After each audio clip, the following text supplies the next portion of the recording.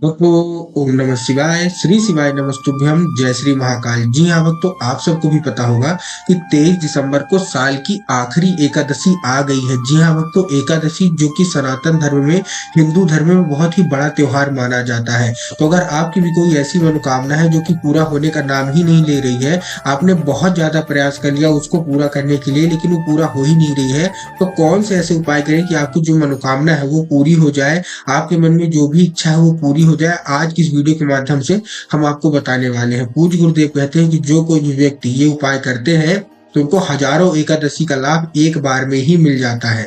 23 दिसंबर मतलब कल के दिन, आज मैं 22 को वीडियो बना रहा हूँ, 23 को ही मतलब कल ही हमारा जो एकादशी है, महापर्व आ गया है। तो कैसे क्या उपाय करना पूरा आपको बताऊंगा, अच्छे से समझाऊंगा, तो उपाय पूरा सुनिएगा, अच्छे से करिएगा।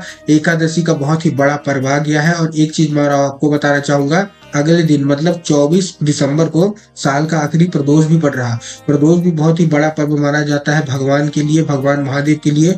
पूज्य गुरुदेव कहते हैं कि जितना महत्व महाशिवरात्रि का होता है, जितना महत्व सोमवार अष्टमी का होता है, उतना ही महत्व प्रदोष के भी दिन का होता है। तो 24 दिसंबर दिन रविवार के प्रदोष का भी उपाय हमारे चैनल पे आ गया है कि आपको प्रदोष के दिन कौन सा उपाय करना है, तो उसको भी जाके आप जरूर देख लीजिएगा। चलिए हम शुरू करते हैं आज का उपाय, जो कि हम एकादशी का उपाय मतलब कल मतलब 23 दिसंबर के लिए उपाय जो लेके आए हैं उसके बारे में। बहुत अच्छे अच्छे उपाय हैं, 3 से 4 उपाय मैं आपको बताऊंगा। अगर आपके घर में माता लक्ष्मी का आगमन नहीं हो रहा, अगर आपके घर में कोई बीमार व्यक्ति है, अगर आपकी नौकरी नहीं लग रही, अगर आपकी ऐसी कोई मनोकामना है जो कि वर्षों से पूरी नहीं हो रही और आप उपाय ढूंढ रहे हैं, तो आज की ये वीडियो मात्र आपके लिए है। पूज्य गुरुदेव की ही कथा सुन के और बहुत अच्छे समझ के आपको उपाय बताने का प्रयास करूंगा। अच्छे से सीखिएगा, अच्छे से समझिएगा।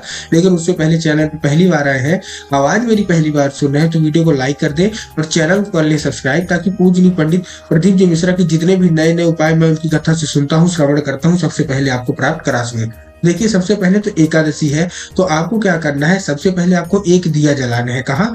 कोई भी जलाशय में, नदी में, कुआं में, तालाब में। आपको शाम के वक्त मतलब जब प्रदोष काल आ रहा हो ना, प्रदोष काल मतलब जब दिन ढल रहा हो, रात आने वाली है, उसको बोलते हैं हम लोग प्रदोष काल। तो आपको क्या करना है, अपने पितरों को याद करके, ठीक ना। पूज्य गुरुदेव कहते हैं कि जिन घर में पितरों की कृपा होती है उनके घर में कभी भी कोई दिक्कत आती ही नहीं है, ना कोई बीमारी आती, ना कोई और भी दिक्कत आती, उनकी हर मनोकामना पूरी होती है। तो आपको सबसे पहला उपाय क्या करना है, आपको एक दिया लेना है, जो कि घी का दिया होना चाहिए, मिट्टी का दिया हो, उसमें आपको घी और गोल बाती, ठीक ना। मैं बहुत सारे लोग कमेंट आते हैं क्योंकि हमको लंबी बाती लेनी है, क्या हमको तेल का दीपक नहीं। मैं फिर से बता रहा हूँ, ध्यान से सुन लीजिए। आपको एक मिट्टी का दीपक चाहिए, उसमें आपको एक दिया डालना है, दिए के साथ आपको मतलब गोल बाती वाला, और उसमें आपको घी डाल के पहुंच जाना है। कहा? कोई भी जलाशय में, मतलब शाम के वक्त आप कोई भी जलाशय में, नदी, तालाब, कुआं, कहीं भी, और आपको वो जो दिया है वो अर्पित कर देना है उसी जलाशय में, अपने पितरों को याद करके, अपने पितरों को समर्पित करके, ठीक। पहला उपाय हमारा ये। जो दूसरा उपाय है वो घर संपदा से रिलेटेड है। अगर आपके घर में संपदा आ नहीं रही है, पैसा टिक नहीं रहा, कर्जा बहुत बढ़ गया है, तो कौन सा उपाय करें एकादशी के दिन, तो मैं वो आपको बताता हूँ। ये आपको शिव मंदिर में जाके करना है। सबसे पहले आपको इस उपाय में चाहिएगा केवल और केवल 5 चाहिए समी पत्र। कहाँ? भगवान गणेश में, 3 भगवान शिव के लिए और 1 चौखट के लिए। मतलब टोटल आपको इस उपाय में 9 समी पत्र चाहिए। समी पत्र आप जानते हैं जो कि भगवान भोलेनाथ को अर्पित होता है, बस वही समी पत्र आपको कितने चाहिए, टोटल कितने चाहिए? 9। अब ये लेके आपको कहाँ पहुंच जाना है, शाम के समय में शिव मंदिर। शिव मंदिर आप पहुंच गए समी पत्र लेके। सबसे पहले आपको क्या करना है, 5 समी पत्र भगवान गणेश की जो जगह होती है वहां अर्पित करना है। अब जिन लोगों को पता है कि शिव मंदिर में जो शिवलिंग और जलाधारी है वहां भगवान गणेश की जगह कहाँ होती है, तब तो अच्छी बात है, वो समझ गए। लेकिन जिन लोगों को नहीं पता, तो ध्यान से सुनिएगा, मैं आपको बताने का प्रयास कर रहा हूँ। देखिए, जो शिव परिवार है वो पूरा शिवलिंग में आ जाता है, मतलब जलाधारी और जो शिवलिंग है वहां। तो भगवान गणेश का स्थान कहाँ होता है मैं वो आपको बता देता हूँ। जब भी आप कोई भी पदार्थ चढ़ाते हैं, जैसे मान लिया आपने दूध चढ़ाया, तो जब वो शिवलिंग से होके जलाधारी से होके नीचे गिरेगा, तो जैसे ही जलाधारी आती है तो राइट साइड में इसका होता है माता अशोक सुंदरी का, और लेफ्ट में भगवान गणेश और कार्तिकेय महाराज का। कहा? राइट साइड में माता अशोक सुंदरी का होता है और लेफ्ट साइड में भगवान गणेश और कार्तिकेय महाराज का होता है। तो आपको 5 क्या करना है, 5 समी पत्र भगवान गणेश में अर्पित करना है। सबसे पहले अपनी मनोकामना मांग के, जो भी आपके दिलों में होगी, जो भी, अगर आपका बच्चा पढ़ाई में कमजोर है तो भी मांग लीजिएगा, क्योंकि आपको भी पता है कि भगवान बुद्धि विवेक के देवता है भगवान गणेश, ठीक ना। तो आपको क्या करना है, 5 समी पत्र आपने अर्पित किए, कहा? भगवान गणेश वाली जगह में। उसके बाद आपको क्या करना है, 3 समी पत्र। देखिए जब आप एक चीज और, जब आप समी पत्र लेंगे तो आपको ध्यान रखना है, पूज्य गुरुदेव भी हमेशा बताते हैं कि जब कोई भी व्यक्ति, चाहे वो महिला हो या पुरुष, समी पत्र चाहे, समी पत्र जब तोड़े तो भी ध्यान रखना है कि समी पत्र कहीं से खंडित नहीं होना चाहिए। समी पत्र की भी अलग महिमा है। भगवान भोलेनाथ को जितना पसंद धतूरा है, जितना पसंद बेल पत्र है, उतना ही पसंद समी पत्र भी है। तो समी पत्र का जो उपाय मैं आपको बहुत बड़ा उपाय बताने वाला हूँ, बता रहा हूँ, ठीक है। तो अभी और उपाय बचा हुआ है। जब आप समी पत्र लें तो आपको देखना है कि समी पत्र कहीं से खंडित नहीं होना चाहिए। अब आपने क्या किया, सबसे पहले आपने 5 समी पत्र भगवान गणेश के स्थान पर चढ़ाया। उसके बाद आपने क्या किया, 3 समी पत्र शिवलिंग पे अर्पित किया मनोकामना मांग के, ठीक। उसके बाद जैसे ही आप शिव मंदिर से बाहर निकलने लगेंगे, जैसे ही आप बाहर निकले तो आपको लेफ्ट भाग में, मतलब जो उसकी चौखट होती है ना, शिव मंदिर की जो चौखट होगी जहाँ गेट लगा होगा, तो उसके लेफ्ट मतलब बाएं भाग में आपको एक समी पत्र रख देना है मनोकामना मांग के अपने मन में, और उसके ऊपर एक मिट्टी का दिया जो कि घी का होना चाहिए और गोल बाती का होना चाहिए, उसी के ऊपर समी पत्र के ऊपर ही रख देना है और अपनी मनोकामना मांग के चुपचाप चले आना है।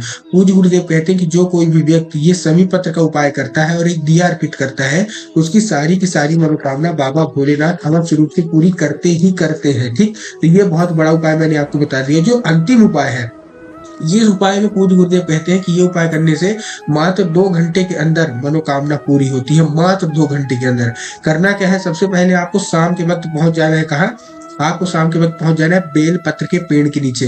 अब आपको भी पता है, पूज्य गुरुदेव भी हमेशा अपनी कथा में बताते हैं कि बेल पत्र के पेड़ में स्वयं माता पार्वती का वास होता है। किसका वास होता है, स्वयं माता पार्वती का। तो आपको माता पार्वती को कैसे खुश करना है, आज इस वीडियो में हम आपको बताने वाले हैं। देखिए करना क्या है, ध्यान से समझिएगा, बहुत ही सरल सा उपाय मैं आपको बताने वाला हूँ।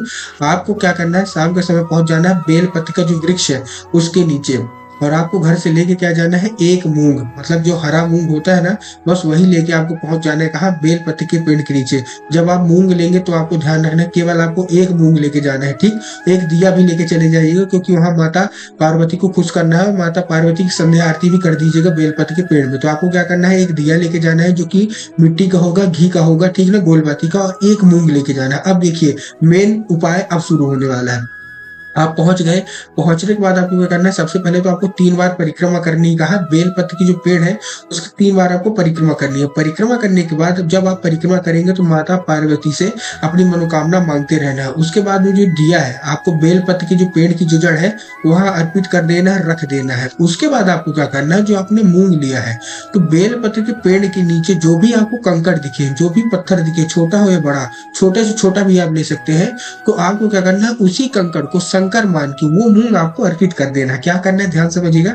सबसे पहले आपने दिया जलाया, उसके बाद आपको क्या करना है, बेल पत्र के पेड़ के नीचे जो भी आपको कंकड़ दिखे उसी को शंकर मान के वो मूंग जो है तो वो चढ़ा देना है, और अपनी मनोकामना जो दिली इच्छा है वो मांग लेनी है। पूज्य गुरुदेव कहते हैं कि मात्र ये उपाय करने से महादेव और माता पार्वती दोनों लोग प्रसन्न हो जाते हैं। और जो कोई भी व्यक्ति ये करता है, चाहे महिला हो चाहे पुरुष, उसकी जो भी मनोकामना होगी, दिल इच्छा, वो पूरी हो जाती है मात्र 2 से ढाई घंटे के अंदर। तो आप ये उपाय अवश्य रूप से कर लें। उपाय अच्छा लगा हो कमेंट बॉक्स में हर हर महादेव अवश्य रूप से लिख दे। मिलता हूँ अगली वीडियो में, तब तक के लिए जय श्री महाकाल।